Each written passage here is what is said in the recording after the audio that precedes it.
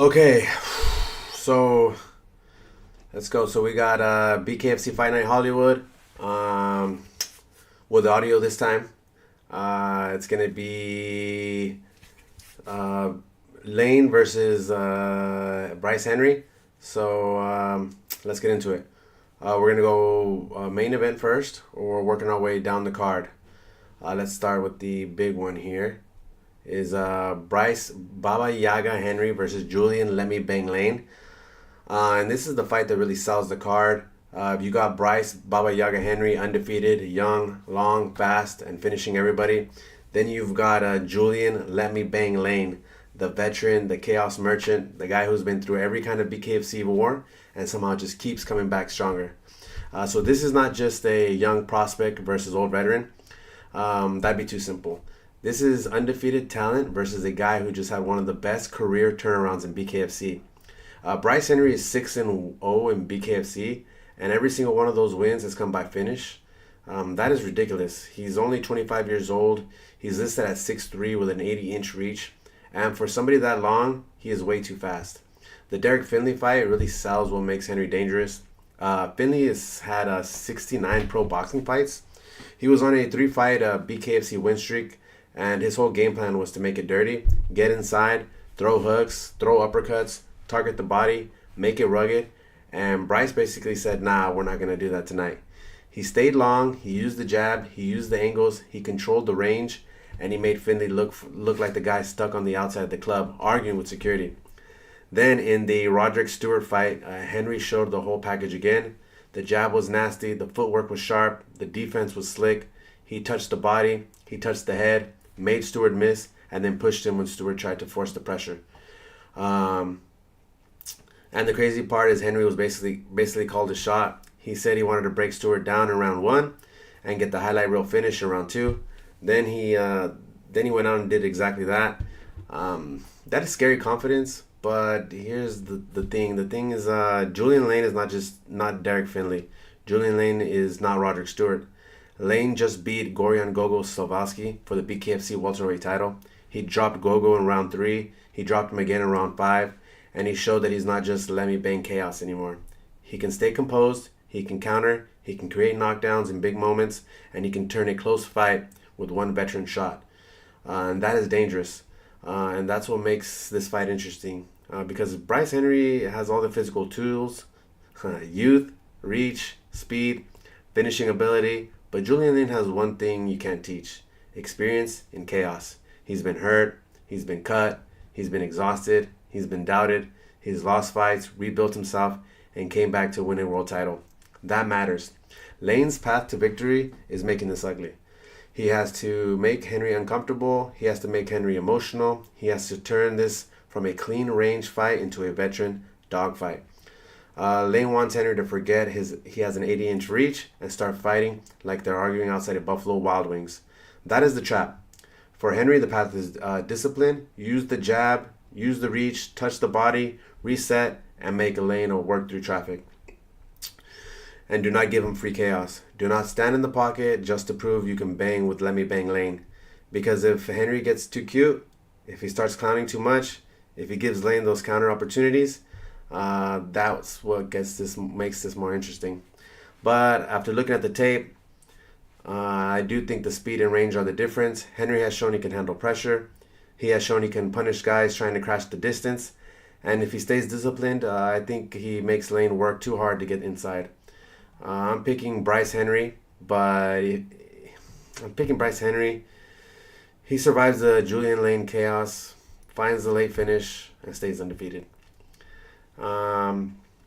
Next fight, we've got Gorjan Gogo Slaveski versus Jonny El Toro Tello. This is a former champion bare knuckle experience, pressure, and boxing fundamentals against durability, comeback power, and late fight chaos. I'm going to go with Gorjan Slaveski here, but I'm telling you right now, this is not a safe pick because Johnny Tello is a dog. And I don't mean that in a casual, like he's a tough way. I mean, he got beat up early in the Sabah Harmansi Fight, his eye was swelling. The doctor was checking him. Homasi was landing bombs, and Tello still found a way to flip the fight. Homasi dominated the fight, dominated the first 2 rounds with power, reach, and clean shots. Then Tello kept coming. Round 3, he dropped Homasi. Round 4, he dropped him again. And by the end, Tello wins a unanimous decision in what people were calling one of the greatest fights in BKFC history. And that tells me something. Tello might lose early minutes. He might get hit. He might look like he's in trouble, but he does not go away. And that is dangerous for Gogo. Slaveski is still more of the proven guy. He's a former BKFC welterweight champion. He has the better BKFC resume, and he has real boxing experience. But after the Julian Lane fight, I need Gogo to be smart. Not emotional, not desperate, not trying to ease the Lane loss in round 1. Because if he throws everything early and Tello is still there in round 3, the fight can get uncomfortable fast. If Slaveski stays composed, works behind combinations, mixes in the body shots, and controls the pace, I think he wins. But if he fades, gets reckless, Tello can absolutely drag him into deep waters. But I'm going to take Gorjan Slaveski by decision. Tello is live late. If Gogo starts breathing heavy after round 2, I'm going to start sweating this pick. Then we got Stefan Tomahawk Townsel versus Mike Jones. This is a southpaw power, improved movement and finishing ability against a jab, range, control, and defensive clinch work. I'm going to go with Stefan Tomahawk Townsel here. And I know Mike Jones has the cleaner, safe pick style. Jones showed against Diego Romo that he can keep calm in the chaos. He used his jab. He controlled the range. He tied it up in the clinch. And he reset the fight when Romo tried to crash inside. That is a real skill set. But I think Townsel is being underrated here because Tomahawk is not just some wild brawler anymore. In the Jeremy Smith fight, he looked sharp. He switched stances. He used lateral movement. He landed straight shots when Smith came forward. He slipped punches. He pulled out of his range and made Smith miss before firing back. Then against Keith Richardson, we saw the same evolution. Townsel stayed patient, found the straight left hand, dropped Richardson twice, and finished him in the 3rd round. So this is not just chaos anymore. This is controlled violence, and that's way scarier. The big weapon for me is the straight left hand. Townsel is a southpaw. He's timing guys better. He's not just rushing his work anymore. He's waiting, reading, and then cracking people when they step into range. That matters against Jones because Jones can jab, tie up, but if he gets lazy on the exit, back straight up, or starts reaching into the clinch, Townsel can absolutely catch him. So, I mean, what could go wrong this pick? Jones could fight the smart fight, jab, move, tie up, reset. If Jones keeps Townsel at the end of his range and never lets him build momentum, he can make this fight frustrating. But I think Townsel's timing, power, and improved patience are the difference. I'm going to take Stefan Tomahawk Townsel by TKO. I think Jones has good moments early, but eventually Tomahawk finds his left hand and hurts him and gets the finish. Next up, we've got G, the Cutman Perez versus Mike, the Mighty Mouse Hansen. This is a length, jab, and patience and BKFC experience against chaos, toughness, and comeback power. I'm going with G Perez here. But this is not one I'd call safe because Mike Hansen has already shown he can get hurt and come back swinging. Perez is the more proven BKFC fighter. He's 6-2. He's fought better competition and he has been in higher level spots. He fought Andrew Strode for the interim title, and even though he lost by doctor stoppage from the nasty ear cut, that was not a fight where he got completely outclassed. That was just BKFC being BKFC. Cuts happened. But the Chancey Wilson fight is the one that really helps me here. Wilson was shorter, explosive, fast, trying to crash inside. Perez had the height, reach advantage, and used it exactly how he needed to. He stayed patient, he worked behind the jab, he controlled the outside, and when Wilson finally exploded in round 3, Perez caught him and dropped him. And then, in round 4, Perez finished him. That matters because Mike Hansen is dangerous in a very specific way. Hansen is 2-0 in the BKFC, both wins by first round TKO. Against Anthony Yost, Hansen got dropped and came back to win. Against Dom Carey, Hansen got dropped twice and still came back to win. So this dude is not normal. He gets hurt and somehow unlocks that comeback, and that is dangerous. But here's the problem: you can't really keep getting dropped against better and better competition and expect to survive forever. Against Perez, that is risky. Perez is too experienced, too long, too patient, and too accurate just to give free knockdowns to. The danger for Perez is letting Hansen turn this into a wild first round firefight. If Perez trades recklessly, Hansen can hurt him. But if Perez fights smart, jab, range, counters, patience, I think he wins the cleaner minutes. I'm going to go with, and then I'm going with Perez by decision.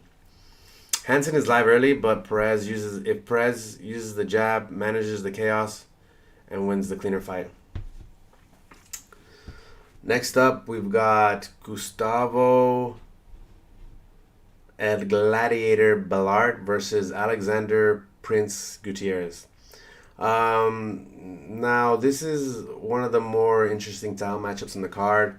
This is elite combat sports experience, pressure and toughness against size, reach, jab, and BKFC experience. I'm going to go with Gustavo Balart here. And I know the size difference looks scary. Balart is listed at 4'11 with a 56-inch reach. Gutierrez is listed at 5'5 with a 66-inch reach. That's about 6 inches of height and 10 inches of reach. At flyweight, that's massive. And if Gutierrez fights the perfect fight, jab, move, counter, stay long, he can absolutely make this difficult. We saw against Zay Garcia that Gutierrez can fight smart. He used movements, jabs, counters, and clean technical striking to win a 5-round decision. So I get the Gutierrez side, but I'm going with Balart because of the overall combat experience. This guy is 12-5 in pro MMA. He's a former ONE FC champion fighter and a Cuban Olympic Greco-Roman wrestler. So that's real high-level combat experience. And even though this is BKFC, he can't shoot takedowns. But that wrestling background still matters in the clinch, the pressure, the physicality, how comfortable he is in ugly positions. Balart has been in high-level fights. He's dealt with pressure. He's even dealt with adversity. He's dealt with faster, longer guys before. And I think he's going to be willing to make this ugly. And that's the key. He cannot stand on the outside and let Gutierrez poke him all night with his jabs. He has to crash the distance. He has to crash the distance. He has to get inside. He has to make Gutierrez uncomfortable, make him fight short, make him work in the clinch, and make this less of a clean boxing match and more of a gritty little bar fight in a phone booth kind of style. The reach is the obvious danger. If Balart is stuck on the outside eating jabs and counters, this can get frustrating fast.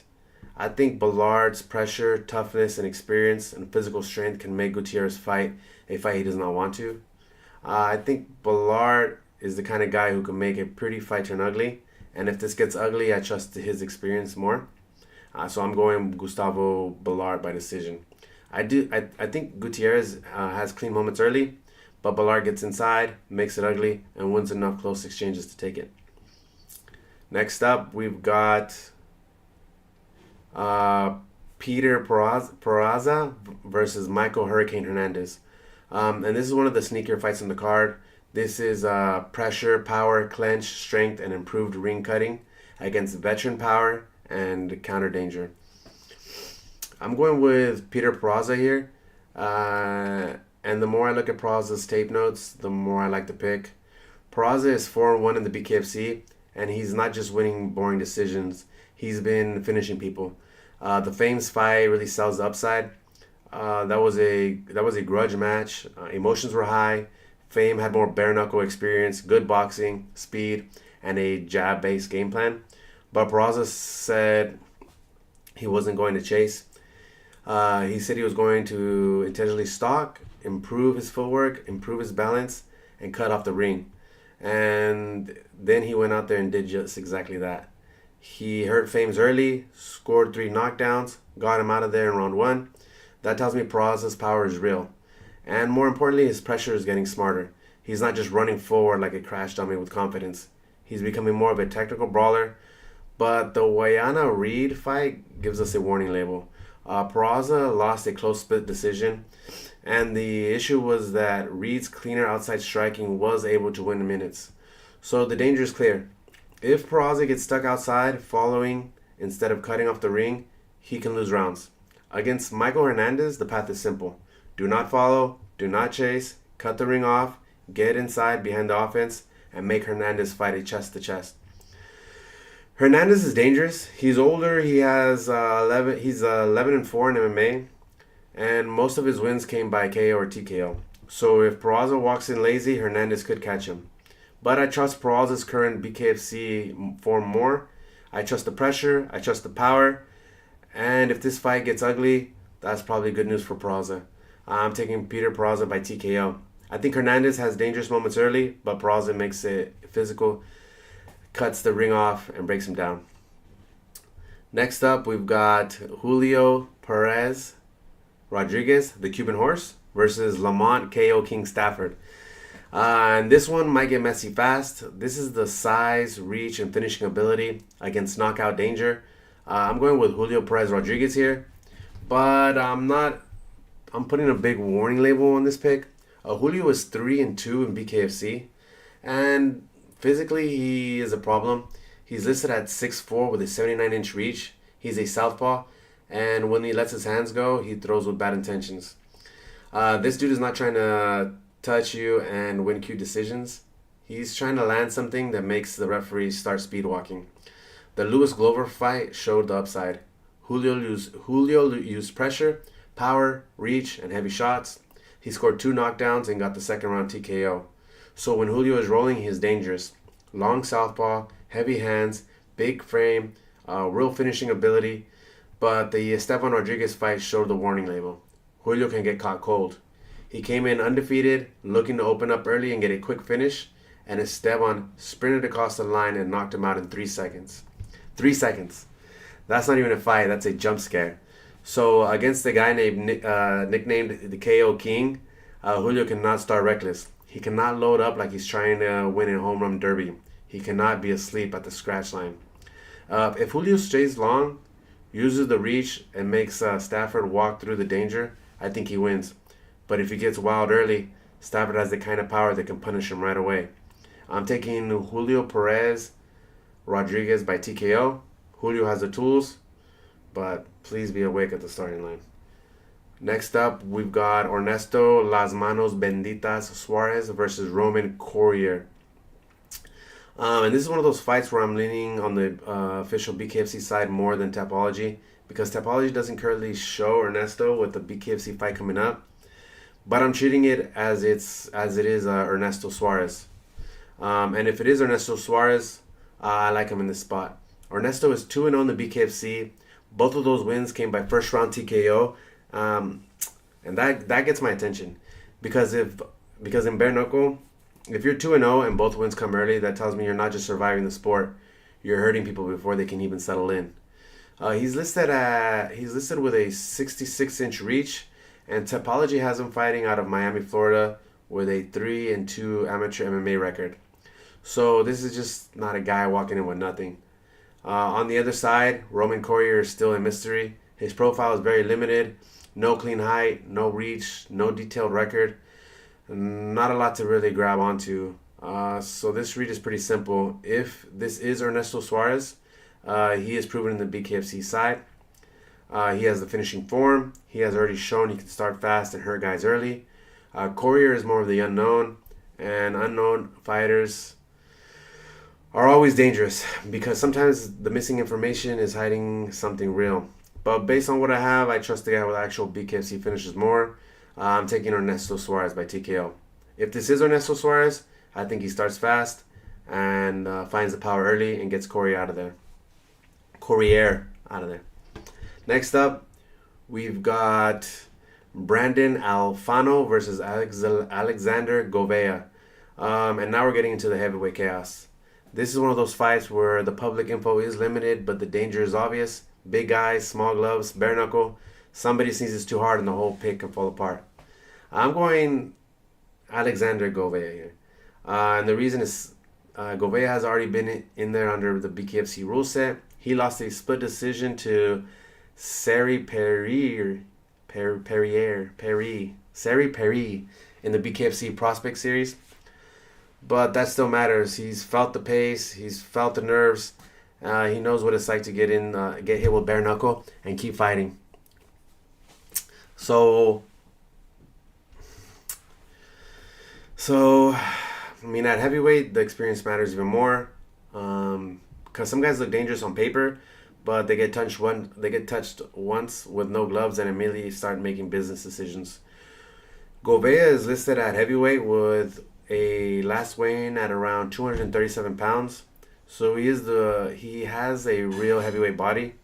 For Brandon Alfano, the profile is still limited. No clean age, no clean height, no clean reach, no full combat background that I can really lean on.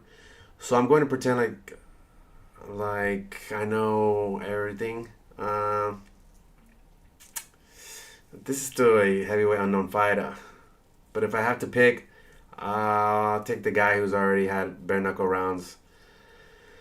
Alfano could land a big shot and make the whole breakdown useless, but I trust Govea's BKFC experience a little more. I'm going to take Alexander Govea by TKO. It's not a best bet, just a side I trust a little more in a dangerous heavyweight mystery fight. Next up, we've got Leonardo Leo Acanda versus James Murder Rodriguez. This is recent activity and possible length against older BKFC experience and boxing background. I'm going to go with Leonardo Acanda here. James Rodriguez is 1-0 in the BKFC, and his one BKFC win came first round TKO over Brian Maxwell, but that was back in 2021. So he has been in the squared circle before. He's already won there. And Topology also lists him with a 4-2 pro boxing record. So he can box and he can punch. But the issue for me is activity. The BKFC win was back in 2021. That's a long time away from the BKFC ring. Acanda looks like the fresher fighter coming in. He had a DBX fight in April 2026 and got a decision win. And if the fight detail numbers are right, Acanda may be around 6'3" with an 82-inch reach. Now, I'm not treating that as a fully locked in because wasn't listed clean everywhere. But if that reach is even close to accurate, that's a serious problem. Rodriguez is listed at 6'1" with a 72-inch reach. So Acanda could have a big length advantage here. The way I see it, Acanda needs to keep this long, use the reach, touch Rodriguez on the way in, make him reset, and don't let Rodriguez turn this into an old school boxing exchange in the pocket. Rodriguez has the cleaner BKFC win on paper, and he has boxing experience. If Acanda gets careless, Rodriguez can absolutely crack him. But I like the fresher, longer, more active fighter here. I'm taking Leonardo Acanda by decision. I think Rodriguez has his moments, but Acanda uses his length, stays active, and wins the cleaner minutes. Next up, we've got Adyam Devillafuerte versus Brian Kleb. And this is not just two random debuting guys.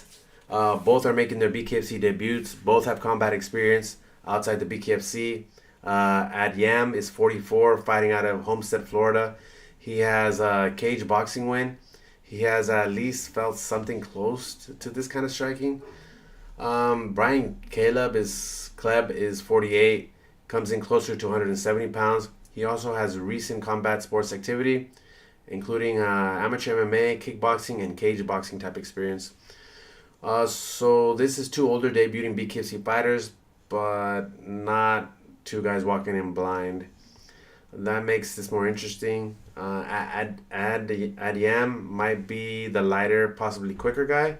Kleb might be the bigger, more active guy. And in BKFC, I'm looking at who handles the moment better, who stays calm, who keeps their eyes open, who reacts well when the first clean bare knuckle shot lands. I'm going to lean towards Brian Kleb. but this is not a confident pick. I like the possible size, edge, and recent activity, but Adyam's cage boxing experience absolutely keeps this close. I'm taking Brian Kleb by decision. Not a best bet. This is a watch the first round and learn fast kind of fight. And so that's it. That is the full BKFC Fight Night Hollywood breakdown. I've got Bryce Henry in the main event, but Julian Lane can absolutely be dangerous if he turns this into his kind of fight. Drop your picks in the comments. Tell me where you agree. Tell me where I'm cooked. And make sure to follow me on the next one. Let's see who shows up under the lights in Hollywood.